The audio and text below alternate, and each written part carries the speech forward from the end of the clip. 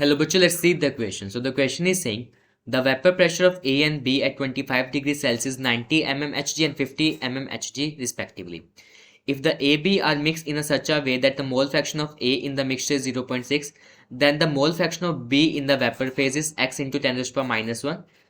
Then the value of the x is basically हमें बताना है कि वेपर प्रेशर गैसियस स्टेट में, वेपर फेज में या फिर गैसियस स्टेट में क्या होगा B का. So what could be the key concept over here? So the key concept over here is relation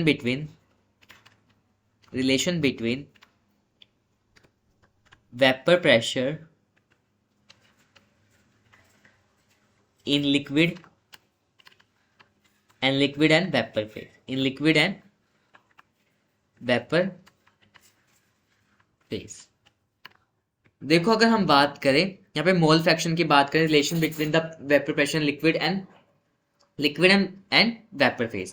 Suppose I am denoting it with the y.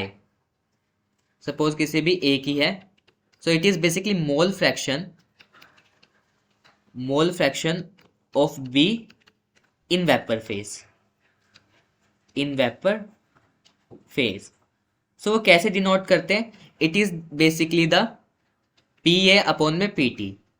PT क्या है? Basically partial pressure of A, जिसको हम अगर इसको simplify करें, PA is equal PA naught into XA. अब ये XA क्या है? It is also mole fraction but in liquid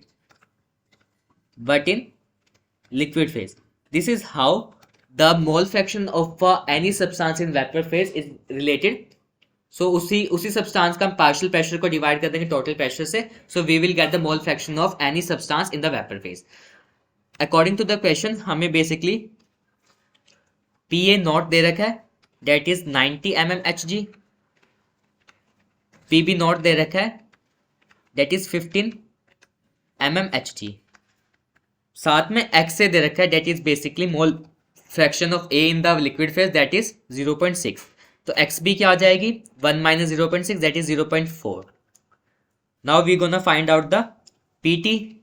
PT is basically PA naught XA, PB naught XB. PT क्या है? Basically total pressure of the solution.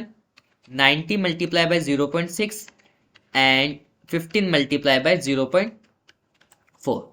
So यहाँ से आ जाएगा 54 और यहाँ से आ जाएगा 6. So that is 60 mmHg. 60 mmHg is the total pressure of the solution. अब यहाँ से हम पूछा है मोल fraction of B in the vapor phase.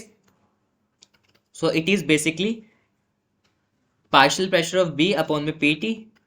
We have just calculated the partial pressure, that is PB naught XB upon में PT. 6 आया, we have just calculated it, और यहाँ पे 60. So ये क्या आ गया? 0.1 आ गया है. So it is mole fraction of B in the vapor phase 0.1. अब according to the question इसको 10 raised to power 10 से डिवाइड कर देता हूँ, 10 से ही मल्टीप्लाई कर देता हूँ. सो ऊपर वाला मल्टीप्लाई होगा, जब 0.1 को मल्टीप्लाई करेंगे 10 से तो 1 आ जाएगा, और नीचे वाला 10 ऊपर चला जाएगा तो 10 raised to power -1. So in the terms x की वैल्यू क्या आ जाएगी? So the value of x is 1. The mole fraction of B in the vapour phase 1 into 10 raised to power -1 and the value of x is 1. Hope this is clear to you. Thank you so much.